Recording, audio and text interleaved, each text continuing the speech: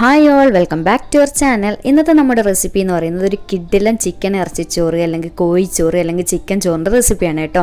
ഈ ഒരു റെസിപ്പിക്ക് വേണ്ടിയിട്ട് ഒരുപാട് റിക്വസ്റ്റ് വന്നിട്ടുള്ള റെസിപ്പിയാണ്. കാരണം ഞാൻ ഓൾറെഡി ബീഫിൻ്റെ ഇറച്ചിച്ചോറിൻ്റെ റെസിപ്പി ഇട്ടിട്ടുണ്ടായിരുന്നു. അപ്പോൾ ഒരുപാട് പേര് ട്രൈ ചെയ്തിട്ട് നല്ല ഫീഡ്ബാക്ക്സ് പറഞ്ഞിട്ടുണ്ട്. അപ്പോൾ അതിൽ പലരും പറഞ്ഞിട്ടുണ്ട് ഒന്ന് ചിക്കൻ വെച്ചിട്ട് ഇതൊന്ന് കാണിച്ച് തരണേ എന്നുള്ളത്. അപ്പോൾ ആ ഒരു റെസിപ്പിയാണ് കേട്ടോ. ഇത് നല്ല ടേസ്റ്റി ആയിട്ടുള്ള സിമ്പിൾ റെസിപ്പിയാണ്. അപ്പോൾ നമുക്ക് വീഡിയോയിലേക്ക് പോയാലോ. വീഡിയോയിലേക്ക് പോകുന്നതിന് മുന്നേ നിങ്ങൾക്ക് ഈ ചാനൽ ഇഷ്ടപ്പെടുന്നുണ്ടെങ്കിൽ പ്ലീസ് ഒന്ന് സബ്സ്ക്രൈബ് ചെയ്ത് സപ്പോർട്ട് ചെയ്യണം. സബ്സ്ക്രൈബ് ചെയ്യുമ്പോൾ അതിൻ്റെ തൊട്ടടുത്ത് കാണുന്ന കുഞ്ഞു ബെല്ലൈക്കണില്ലേ, അതിൽ ഓൾ എന്ന ഓപ്ഷൻ തന്നെ ക്ലിക്ക് ചെയ്യണേ. എങ്കിലേ ഞാൻ വീഡിയോസ് ഇടുന്ന സമയത്ത് നിങ്ങൾക്ക് പെട്ടെന്ന് തന്നെ നോട്ടിഫിക്കേഷനായിട്ട് കിട്ടുകയുള്ളൂ. അപ്പോൾ ചിക്കൻ ഇറച്ചിച്ചോറ് റെഡിയാക്കാൻ വേണ്ടിയിട്ട് ഞാനിവിടെ ഒരു പാൻ വെച്ച് കൊടുത്തിട്ടുണ്ട് സ്റ്റൗവിൽ. അപ്പോൾ പാൻ എടുക്കുമ്പോൾ നിങ്ങൾ ശ്രദ്ധിക്കേണ്ട ഒരു കാര്യം എന്ന് വെച്ചാൽ അത്യാവശ്യം വലുപ്പമുള്ള പാത്രം എടുക്കണം കേട്ടോ. ഏത് പാത്രമായാലും കുഴപ്പമില്ല. എന്താണെന്ന് വെച്ച് കഴിഞ്ഞാൽ നമ്മളിത് 1 പോട്ട് റൈസ് ആയിട്ടാണ് ചെയ്യുന്നത്. അപ്പോൾ കറിയും ചോറും ഒക്കെ ഒരു വലിയ പാത്രത്തിൽ തന്നെ, ഈ ഒരു പാത്രത്തിൽ തന്നെ വെച്ചിട്ടാണ് നമ്മൾ റെഡിയാക്കാൻ പോകുന്നത്. അപ്പോൾ ഈ ഒരു പാൻ ചൂടായി വരുന്ന സമയത്ത് ഇതിലേക്ക് 2 ടേബിൾ സ്പൂൺ ഗീ ചേർത്ത് കൊടുക്കാം.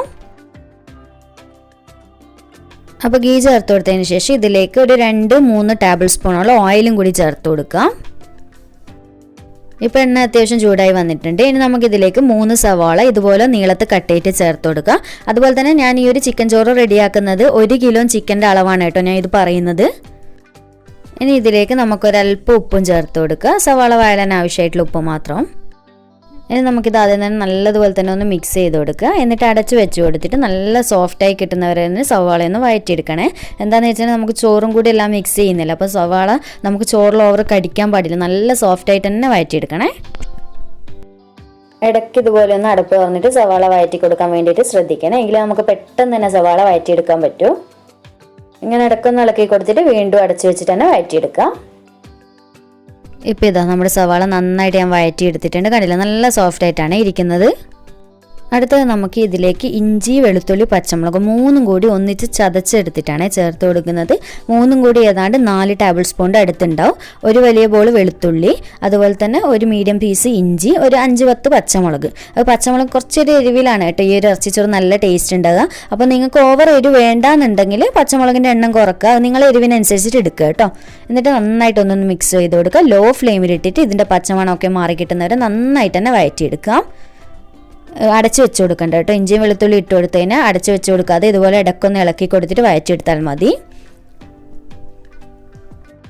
ഇപ്പോൾ ഇത് ഇഞ്ചിയുടെയും വെളുത്തുള്ളിയുടെ ഒക്കെ പച്ചമണമൊക്കെ മാറി നന്നായിട്ട് വഴറ്റിയെടുത്തിട്ടുണ്ട്. അടുത്തത് നമുക്കിതിലേക്ക് ആവശ്യമായിട്ടുള്ള പൊടികൾ ചേർത്ത് കൊടുക്കാം. ആദ്യം തന്നെ ഒരു 1.5 ടേബിൾ സ്പൂൺ മുളക് പൊടിയാണ്. അത്യാവശ്യം എരിവുള്ള മുളക് പൊടി തന്നെയാണ് ഞാൻ ചേർത്തിട്ടുള്ളത്. അടുത്തത് 2.5 ടേബിൾ സ്പൂൺ മല്ലിപ്പൊടി ചേർത്ത് കൊടുക്കാം. അതിനുശേഷം നമുക്ക് 1 ടീസ്പൂൺ മഞ്ഞൾപ്പൊടി ചേർത്ത് കൊടുക്കാം. മഞ്ഞൾപ്പൊടി അത്യാവശ്യം വേണം. എന്താണെന്ന് വെച്ചാൽ നിങ്ങൾക്ക് അറിയാമല്ലോ, ഇറച്ചിച്ചോറിൻ്റെ കളർ നല്ല മഞ്ഞ കളറായിട്ടാണ് ഇരിക്കുക. അപ്പോൾ ഇപ്പോൾ 1 ടീസ്പൂൺ ചേർക്കുക. പിന്നീട് ആവശ്യം ഉണ്ട് എന്നുണ്ടെങ്കിൽ നമുക്ക് ചേർത്ത് കൊടുക്കാം. ഇനി നമുക്കിതിലേക്ക് 1 ടേബിൾ സ്പൂൺ ചിക്കൻ മസാലപ്പൊടി ചേർത്ത് കൊടുക്കാം.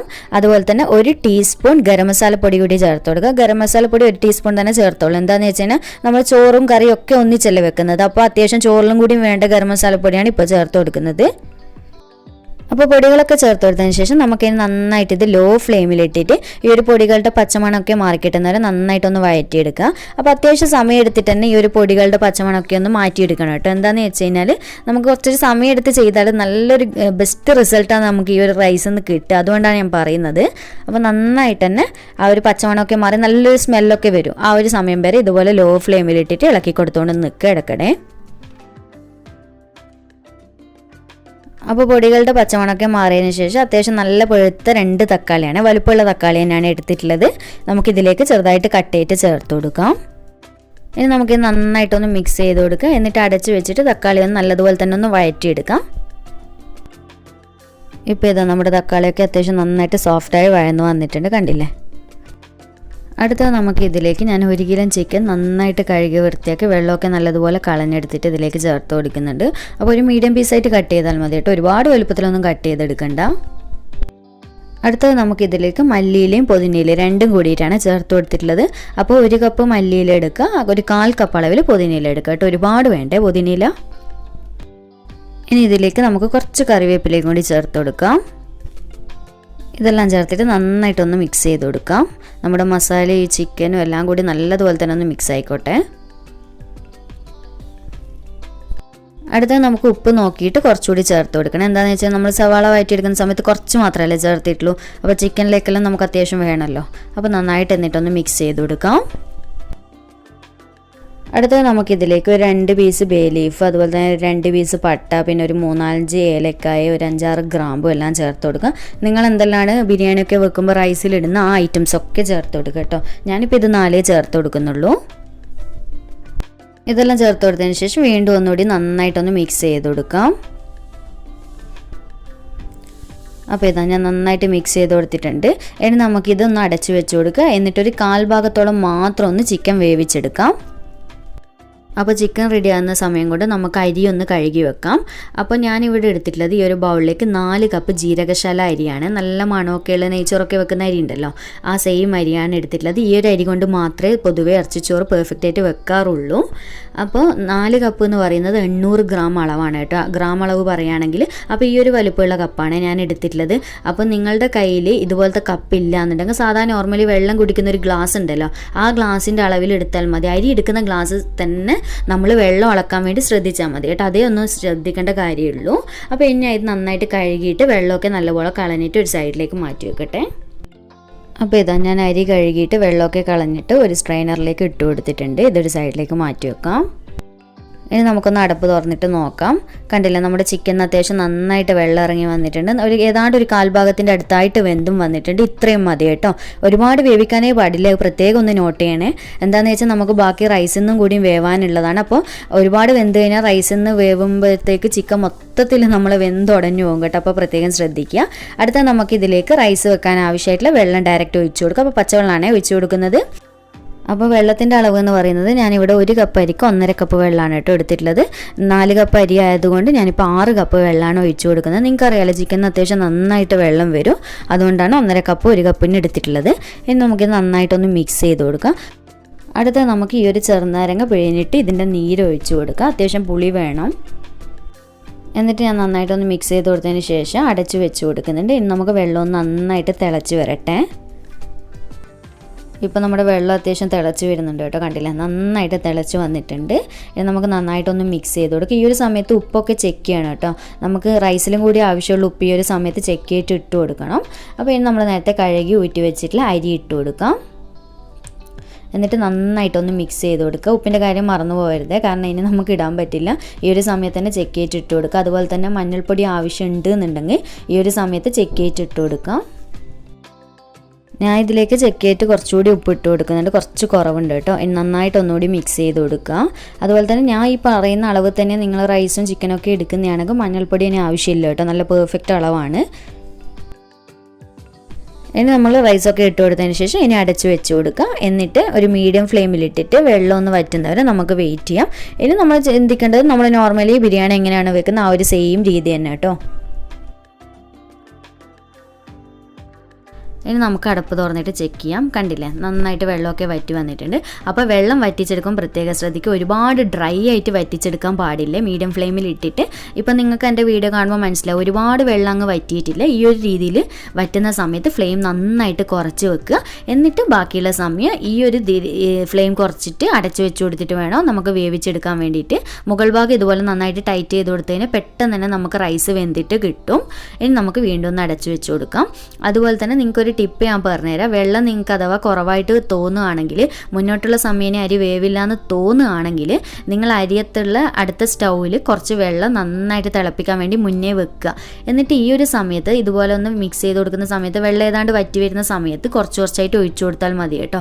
എന്താണെന്ന് വെച്ച് കഴിഞ്ഞാൽ നമുക്കറിയില്ലല്ലോ, എല്ലാവരും വാങ്ങിക്കുന്ന ചിക്കൻ ഒരുപോലെ ആണെന്നില്ലല്ലോ. ചില ചിക്കന് നന്നായിട്ട് വെള്ളം വരും, ചില ചിക്കൻ ഒട്ടും വരില്ല. അങ്ങനത്തെ ഒക്കെ പല രീതിയിലാണ് നമുക്കിപ്പോൾ ചിക്കൻ കിട്ടുന്നത് അല്ലേ, അത് നിങ്ങൾക്കറിയാലോ. അതുകൊണ്ട് തുടക്കക്കാരൊക്കെ ഉണ്ടാകുമ്പോൾ കുറച്ച് ബുദ്ധിമുട്ടായിരിക്കും. റൈസിൻ്റെ വേവിലൊക്കെ വ്യത്യാസം വരും. അപ്പോൾ അതുകൊണ്ടാണ് ഞാൻ പറഞ്ഞിട്ടുള്ള അളവിൽ വ്യത്യാസം വരുവാണെങ്കിൽ ചെയ്യേണ്ട ഒരു ടിപ്പാണ് കേട്ടോ ഞാൻ പറയുന്നത്. ഒട്ടുമിക്ക ആളുകൾക്ക് അറിയാൻ പറ്റും. ഇനി നമുക്ക് നമ്മുടെ റൈസും ചിക്കനൊക്കെ നന്നായിട്ട് വെന്ത് വരുന്നവരെ വെയിറ്റ് ചെയ്യാം. ഇടയ്ക്കൊന്ന് ഇളക്കി കൊടുക്കാൻ വേണ്ടി പ്രത്യേകം ശ്രദ്ധിക്കണേ. അടപ്പ് തുറന്നിട്ട് ഇനി നമുക്ക് അടുപ്പ് തുറന്നിട്ട് ചെക്ക് ചെയ്യാം. ഒന്ന് തിരിച്ചിട്ടൊക്കെ ഇട്ട് കൊടുക്കുക. നമ്മുടെ റൈസ് ഇപ്പോൾ അത്യാവശ്യം നന്നായിട്ട് വെന്ത് വന്നിട്ടുണ്ട്. ഞാൻ ഇടയ്ക്കിടെ ഒന്ന് അടുപ്പ് തുറന്നിട്ട് ഇളക്കി കൊടുത്തിട്ടുണ്ടായിരുന്നു. കണ്ടില്ലേ, നന്നായിട്ട് വെന്ത് വന്നിട്ടുണ്ട്. വെള്ളമൊക്കെ നല്ല പെർഫെക്റ്റ് ആണ് കേട്ടോ, പാകത്തിനാണ്. അതുപോലെ തന്നെ ചിക്കനൊന്നും വെന്ത് ഉടഞ്ഞിട്ടൊന്നുമില്ല. അപ്പോൾ ഞാൻ പറഞ്ഞ രീതിയിൽ തന്നെ നിങ്ങൾ ചിക്കനൊക്കെ വേവിക്കണം, എങ്കിലേ പെർഫെക്റ്റ് ആയിട്ട് കിട്ടുള്ളൂ. ഇപ്പോൾ നമ്മുടെ ചോറൊക്കെ നന്നായിട്ട് വെന്ത് വന്നല്ലോ. ഇനി ഫ്ലെയിം ഓഫ് ചെയ്യാൻ പോവുകയാണ് ഞാൻ. ആ ഒരു സമയത്ത് തൊട്ട് മുന്നേ ആയിട്ട് ഇതുപോലെ ഒരു 2 ടേബിൾ സ്പൂണോ അല്ലെങ്കിൽ 3 ടേബിൾ സ്പൂണോ ഗീ മുകളിലൂടെ ഒഴിച്ചു കൊടുക്കുക. ഒരു ചെറുതായിട്ടൊരു ഇറച്ചിച്ചോറിനെ ദം ചെയ്യുന്ന ഒരു രീതിയാണ്, കാര്യമായിട്ടൊന്നുമില്ല. അപ്പോൾ നല്ല ടേസ്റ്റാണ് കേട്ടോ ഇങ്ങനെ ചെയ്യുന്ന സമയത്ത്. ഞാൻ പൊതുവേ ഇങ്ങനെ ചെയ്യാറുണ്ട്. ഇങ്ങനെ നെയ്യ് ചേർത്ത് കൊടുത്തതിന് ശേഷം ഇതുപോലെ കുറച്ചൊരു കൈപ്പിടി മല്ലിയിൽ ഇതുപോലെ ചെറുതായിട്ട് കട്ട് ചെയ്തിട്ട് ഇതിൻ്റെ മുകളിലൂടെ ഇട്ട് കൊടുക്കുക. നല്ല ടേസ്റ്റാണ് ഇങ്ങനെ ചെയ്യുമ്പോൾ. ഇനി നമുക്ക് ഇത് മുകൾ ഭാഗം ഇതുപോലെ ഒന്ന് ജസ്റ്റ് ഒന്ന് മിക്സ് ചെയ്ത് കൊടുത്തതിന് ശേഷം നന്നായിട്ട് റൈസ് ടൈറ്റ് ചെയ്ത് വെച്ച് കൊടുക്കുക. ആ ഒരു ദം ചെയ്യുന്ന പോലെ ഒന്ന് വെച്ചിട്ട് നമുക്കിതിനെ അടച്ച് വെച്ച് കൊടുക്കുക. ഫ്ലെയിം ഓഫ് ചെയ്ത് കൊടുക്കുക. ഇനി നമ്മുടെ റൈസൊക്കെ റെഡിയായി കേട്ടോ. ഇനി നമുക്കിത് സെർവ് ചെയ്യേണ്ടത് എപ്പോഴാണെന്ന് വെച്ച് കഴിഞ്ഞാൽ ഒരു 20 മിനിറ്റിന് ശേഷം മാത്രമേ സെർവ് ചെയ്യാൻ പാടുള്ളൂ. എങ്കിലേ ആ റൈസിൻ്റെ പെർഫെക്ഷനൊക്കെ കറക്റ്റായിട്ട് കിട്ടുള്ളൂ, റൈസൊക്കെ സെപ്പറേറ്റ് ആയിട്ട് വരുള്ളൂ. ഇറച്ചിച്ചോറ് എപ്പോഴും അങ്ങനെയാണ് കേട്ടോ. നമ്മൾ റെഡിയായ ഉടനെ നിങ്ങൾ വിചാരിക്കും എന്താ വെള്ളം അധികം ഉണ്ടോ എന്നുള്ളത്, ആ ഒരു കൺഫ്യൂഷൻ എപ്പോഴും ഉണ്ടാവും. പക്ഷേ ഒറിജിനൽ ഇറച്ചിച്ചോറ് എന്ന് പറയുന്നത് നമ്മൾ റെഡിയാക്കി ഫ്ലെയിം ഓഫ് ചെയ്ത് കൊടുത്തതിന് ശേഷം ഒരു 20 മിനിറ്റിന് ശേഷം മാത്രമേ നമ്മൾ സെർവ് ചെയ്യാൻ വേണ്ടിയിട്ട് എടുക്കാൻ പാടുള്ളൂ, എങ്കിലേ ആ ഒരു കറക്റ്റ് പെർഫെക്ഷൻ നമുക്ക് കിട്ടുള്ളൂ. അപ്പോൾ ഞാനിനി 10-20 മിനിറ്റ് അല്ലെങ്കിൽ അരമണിക്കൂർ കഴിഞ്ഞിട്ട് ഞാനിത് സെർവ് ചെയ്തിട്ടുള്ള ഫോട്ടോ നിങ്ങൾക്ക് കാണിച്ചു തരുന്നുള്ളൂ.